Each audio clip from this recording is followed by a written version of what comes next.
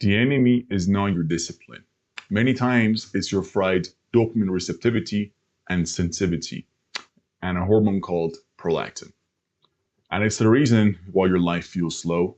It's the reason why books don't feel enjoyable, the gym doesn't feel rewarding, and the habits you used to do before just don't feel as rewarding.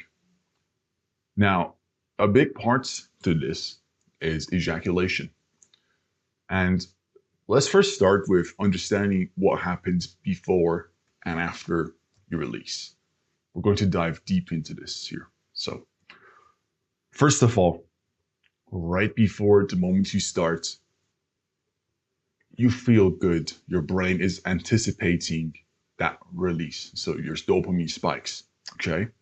You get that dopamine rush of the anticipation of ejaculation. You feel good, you're ready to do it.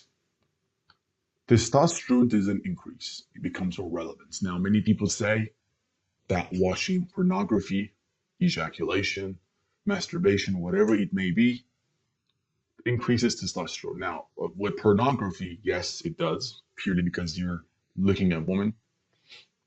But in terms of ejaculation only, it doesn't increase your testosterone. It just puts it to use. Your already existent testosterone just becomes more relevant, okay? It's more used. And here is where we get to the nitric oxide release, which helps you with your getting a boner. And then, right after that, adrenaline and noradrenaline release. There's a little typo here, but we'll not think about it. Noradrenaline and adrenaline help with that anticipation and the rush. Okay, you're completely focused. Your brain is in the mood of ecstasy. You're happy. You're just in the zone for it. Right afterwards, endorphins release for comfort, pain reduction, and anticipation. So, literally, when you're about to ejaculate, both beforehand and afterwards, and also there's a mistake here. I wrote the same thing twice, but it doesn't really matter. Comfort and pain reduction and anticipation. This is still before you release, okay? When you get closer, heart rate increases and oxytocin releases. Now, oxytocin is the social hormone, okay? It is mainly released when you're in social settings, and the whole job of oxytocin is to help with that intimacy with your partner. But the issue is you're masturbating and there is no partner in play. It's just you and your hand. So, in fact, oxytocin releases and then it doesn't keep on releasing after a time. After you ejaculate, it falls down because there is no other person next to you that's having intimacy with you. It's just you. And that's one of the differences between masturbation and sex. And then you get to the release. Prolactin is increased by 400%. There are studies behind this.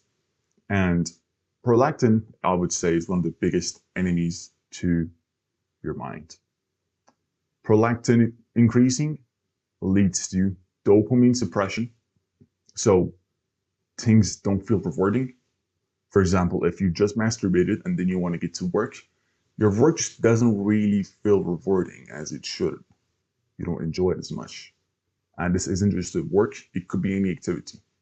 Libido suppresses, and that's because of prolactin. The whole job of prolactin is to suppress that horniness that you just had.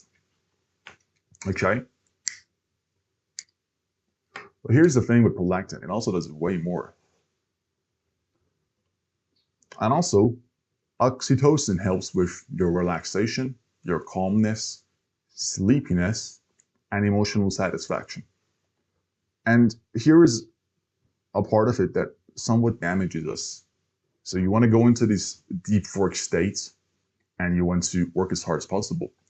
But oxytocin says, no, I am emotionally satisfied because my biology is looking for reproduction. As a man, our body wants to reproduce. It's in our biology. When you abuse the idea and the ability of masturbation, your body goes into this state of emotional satisfaction where you are completely satisfied. So you don't want to, you feel like you just want life. Now, we'll get to how long this lasts and more details about it soon. But you have to understand that prolactin and this oxytocin release is completely against you, as well as the libido suppression. Now, I've heard many people say that this also lowers testosterone. There are no scientific researches that will hint to testosterone being decreased. So I would say it's completely false. But there are other effects that indirectly affect your testosterone. So for instance, when you're emotionally satisfied, you were less likely to do the hard work that you should. You're less likely to sit down and work on your business. And when you don't work on your business, you don't feel as happy as you would. You don't feel as accomplished as you would. So that indirectly targets certain parts of your body and certain parts of your mind that would result in a higher or lower testosterone level. Now, you also feel sleepy, and that's both because of oxytocin and prolactin. So you feel tired, right? Your body needs some time to recover after releasing your semen. And this lasts for a while. And again, we'll get to that later. I just want you guys to understand what prolactin does here. And it does way more than just that. It destroys libido, so you don't feel horny for a while. And this obviously does depend on your age. So for instance, I believe the teenagers or teens recover faster than you have middles, and then you have older people. It takes a while for, the older you are, the longer it takes for you to recover. But you have to understand that even if you recover quickly, you're still damaging yourself because you're delaying your deep work state by a lot. Lowers energy, obviously, it's because of oxytocin. Decreases motivation, emotional satisfaction. Apathy, again, emotional satisfaction.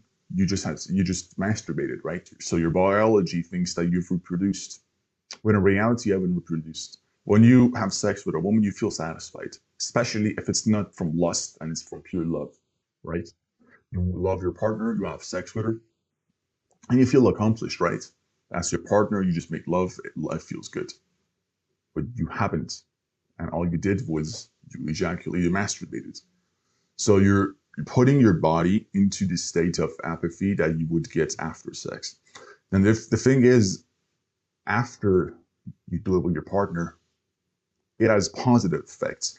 But when you're alone, it has negative effects, right? Because there's no one around. You're doing it for no reason whatsoever. You're doing it out of addiction. You're doing it out of just pure compulsive behaviors. Fatigue increases, emotional flattening, same thing as apathy pretty much. And in very rare cases, anhedonia. So anhedonia is basically you not enjoying what you did previously. Okay, I mean, and compulsive masturbation destroys and skyrockets your prolactin levels, which do lead to anhedonia in some cases. And anhedonia is just, it's this mental disorder, I guess, or mental illness. I'm not sure which one to call it, but essentially you don't find anything enjoyable anymore. You're in this constant state of emotional satisfaction, okay? Imagine you play video games all day, right? You play video games all day, you play competitively, you're the best, you're really good at the video game that you play. And you're constantly winning matches, you're better than everyone. You're getting so much dopamine hits that reading a book just feels impossible. And in some cases, in some other wording, that would be emotional flattening. That would be that anhedonia. You don't find certain activities enjoyable anymore. Now, the absence. People in absence often report effects such as increased ambition, increased confidence, increased focus, drive, and discipline. Now, obviously, once again, there is no science behind this. But there also is some science behind this. Why is this? 4 reasons. 1, uninterrupted dopamine signaling. Again, there's a typo in here. Sorry about that. So you're not giving yourself large hits of dopamine anymore. Uninterrupted dopamine sensitivity. So your dopamine sensitivity gets messed up when you're constantly surging it with habits that give you so much dopamine that no other habit really gives you. Less reward saturation. So for example, if you were to read a book for 10 pages and your reward saturation levels are now messed up, you would feel rewarded. I just read a book and I finished 10 pages of it and I took notes. I feel satisfied. It doesn't give you that much dopamine. But masturbation gives you 100 times that dopamine. So your brain is going to crave that hit 100 times more. Your dopamine receptors are so messed up, they don't even capture any dopamine from reading that book. It doesn't even signal to your brain that you just finished something, you just did something productive. So that's the issue with masturbation. That's the issue with what it does to your head, and this is what I think the NoFap community completely ignores. And as well as psychological effects, such as self-control and confidence. So when you are on this path of self-improvement, especially with semen retention, you are very likely to pick up other habits that are more discipline required, such as going to the gym, such as reading books and deep work state of working on your business and work, such as possibly cold showers and journaling and meditation. So you're training your brain to go from that high dopamine craving cycle to low dopamine cycle. And by low dopamine, I'm not saying that those habits that give you low dopamine are certainly bad.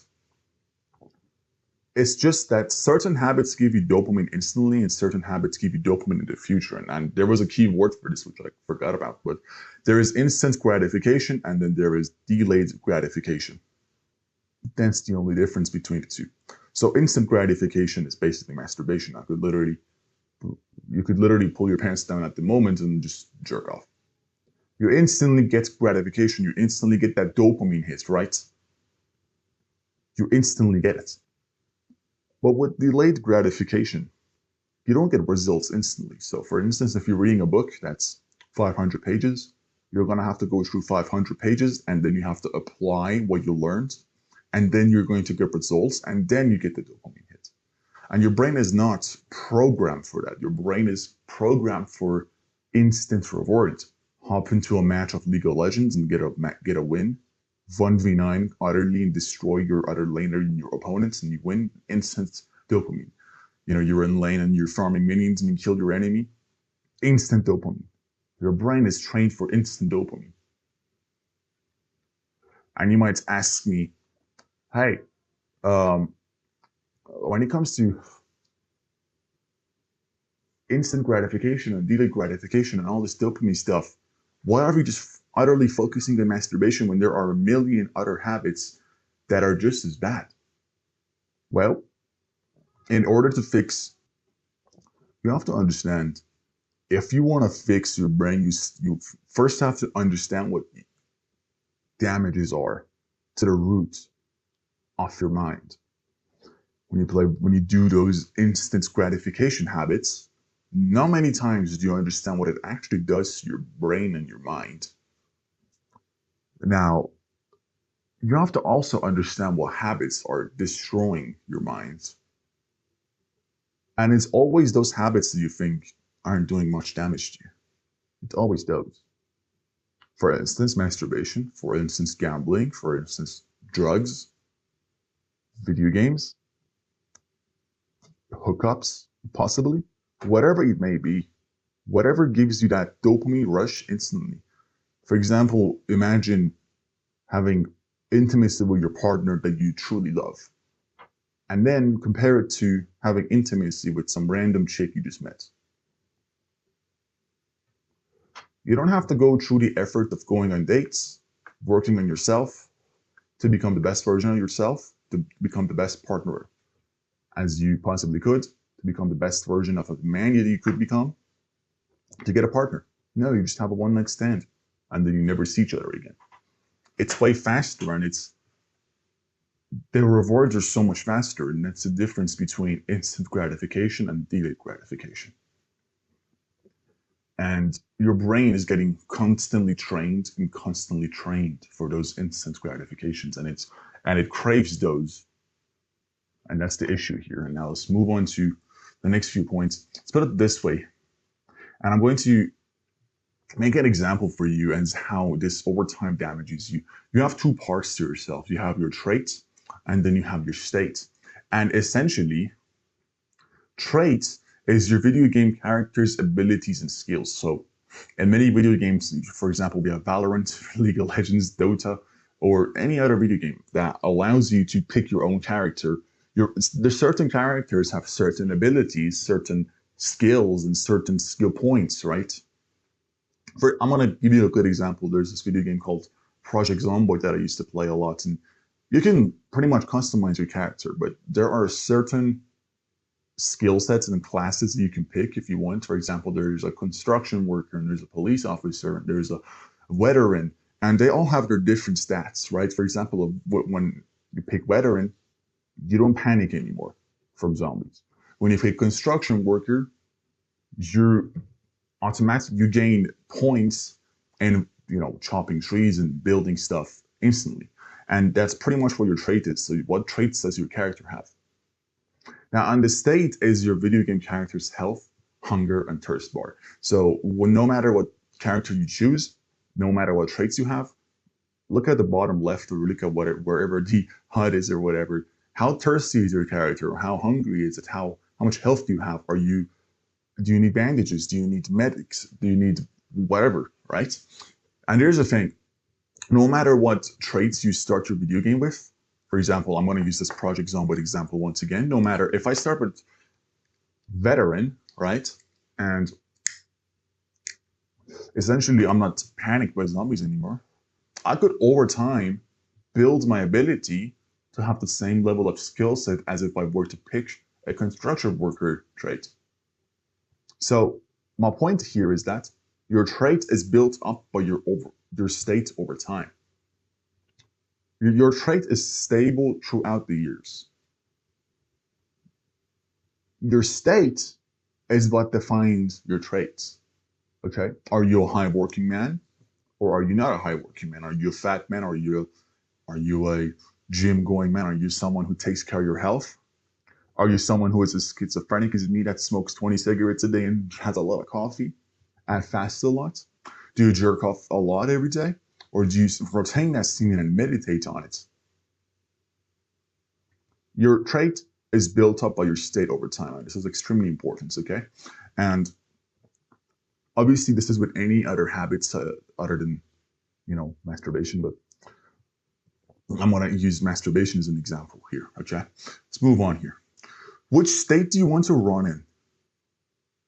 And this, again, the state builds up your trait. So when you imagine life like a video game, you kind of realize you can do anything with your character. No, you can do whatever you want with your character, right? I could quite literally wake up tomorrow and decide, okay, I'm done with my fashion style. I'm gonna look emo. I'm done with my fashion style. I'm gonna look old money. I'm done being jacked. You know what? I want my character to be a skinny fuckboy. You know what? I'm done being a weak man. I'm going to stop masturbating. I'm going to stop playing video games. I'm going to stop taking drugs. I'm going to go to the gym more. I'm going to meditate. I'm going to gradually journal. And I'm going to become the best man I possibly can. I'm going to take care of my skin, my fashion style. I'm going to trim my nails, take care of my body, take care of my hairstyle and everything. I'm going to read books. I'm going to pray to God, and I'm going to become the best version of myself over time, work on my own business and skill sets and social skills, and I'm going to become the best partner for a loving woman. You could quite literally customize your character anytime. But the question is, what state do you want to run in? Do you want to run in a state where deep work is possible for you? and you can sit down and focus on your work a long time? Or do you want to be in a weak state? Okay. I call this, there are two states. Okay. The deep work state, elevated dopamine in the prefrontal cortex. So when you're low prolactin, so prolactin, when your prolactin is low, you have elevated dopamine in the prefrontal cortex. Essentially, you enjoy activities more. You enjoy certain things more. Give me a 5-second break. I need to drink some water.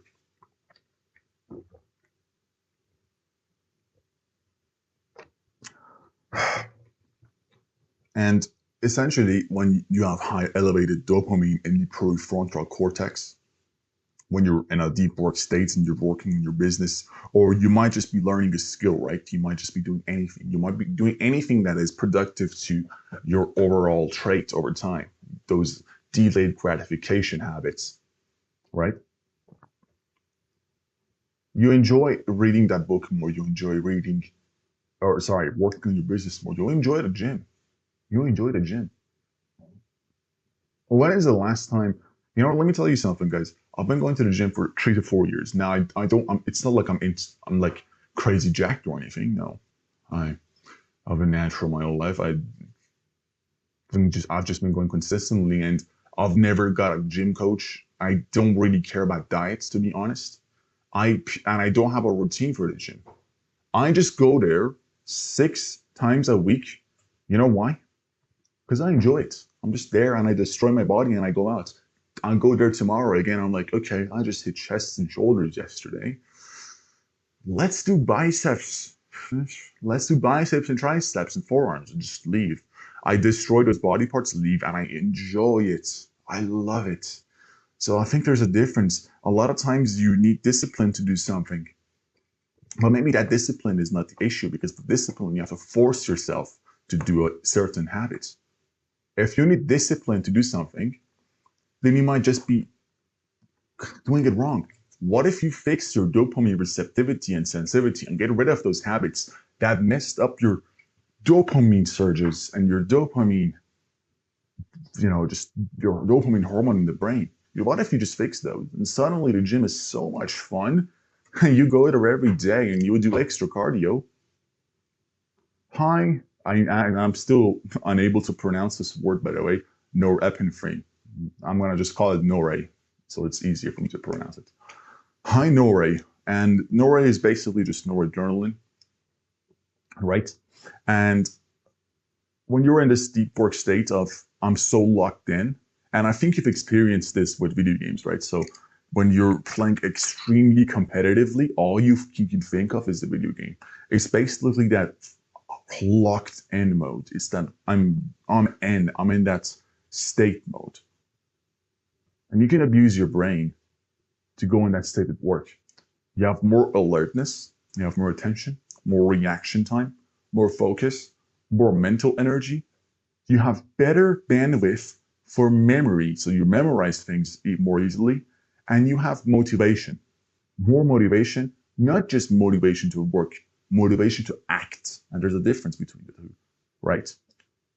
So you know how it's hard to start something, but when you do start it, you just go in the flow. So for me, I still have this problem of procrastinating on recording videos, right?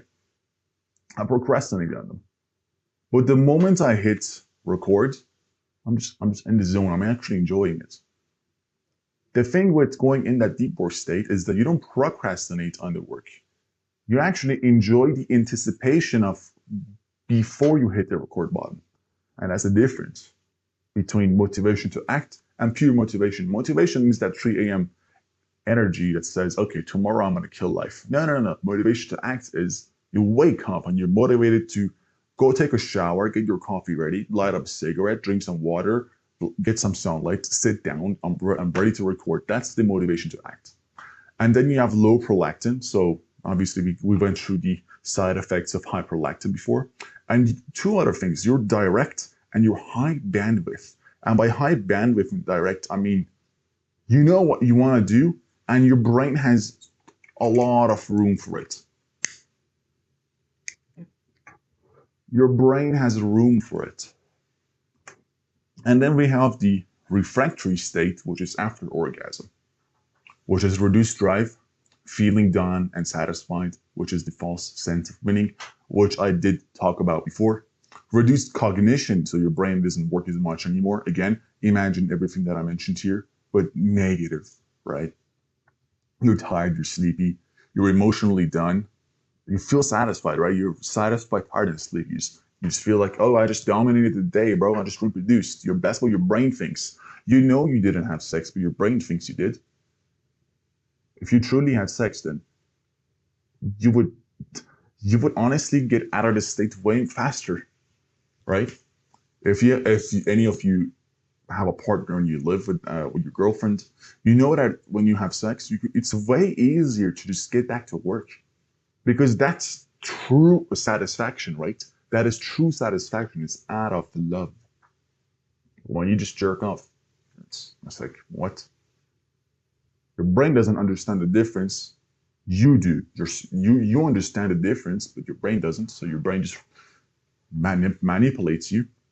No sexual drive. Your body just doesn't care anymore. Our biology is focused on reproduction. Your body thinks you're produced. It doesn't care anymore. Dopamine is suppressed. You don't enjoy anything anymore. In fact, even video games just don't feel as fun. Your baseline is fucked. Executive function is non-existent. You don't want to execute. And you also have a reduction of your reasoning capabilities. Now, here's the thing. The hormonal destruction after ejaculation lasts for anywhere between an hour or two, okay? Now, obviously, this is different based on who you are and blah, blah, blah. And sure, it does go away. Here's the thing. Your dopamine and mind is altered in a way after you masturbate that is it's almost impossible to get back to that deep work state after ejaculation. Because your brain is so focused on, I just jerked off 2 hours ago, it's so hard to get back up to that level right after you've done it. It's possible, but it's extremely hard. So why do it? Why do it in the first place, right? And if you've ever fallen into this trap, you understand that this is completely real. The effects do go away, but there's an issue that remains. Repetition makes the dopamine system adapt to recurring high sensitivity inputs. Dopamine receptors downregulate and baseline reward signal drops heavily. And this is what I mentioned before, right? If reading 10 pages of a book were to give you, I want to just use a random number to give you an example, right? Let's say you don't do those habits to give you an extreme amount of dopamine, right? If you were to go to the gym, you would get 100 dopamine, like 100 XP, all right? If you were to read 1 page of a book, you would get 100 dopamine. Suddenly, when you're doing all these high dopamine input activities, a page of a book gives you 10 dopamine. The gym gives you 5 to 10 dopamine. But that video game gives you 200 to 300 every match. That masturbation gives you 1,000, so your baseline reward signal is completely fried. It's fucked. You don't get dopamine, and your brain is waiting and craving those high inputs. So your baseline is very high while you're craving high. So you don't enjoy anything that gives you less than 1,000, dopamine XP. And the only habits that give you that is gambling and masturbation and video games. So you just fuck your mind real quick. Work feels slow and books are boring and the gym doesn't feel rewarding and conversations feel boring. And your reward flow has been destroyed and reset by behaviors that nothing in your life can replace. Very shortly, you are your biology.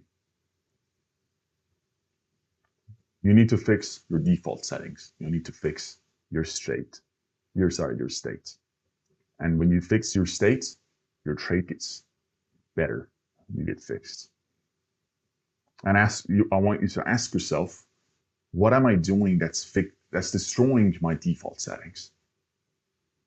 What's giving me that much dopamine? I don't want it anymore. At first, it's discipline, but then when that dopamine receptivity and signaling is fixed, then it's pure enjoyment and everything becomes more easy.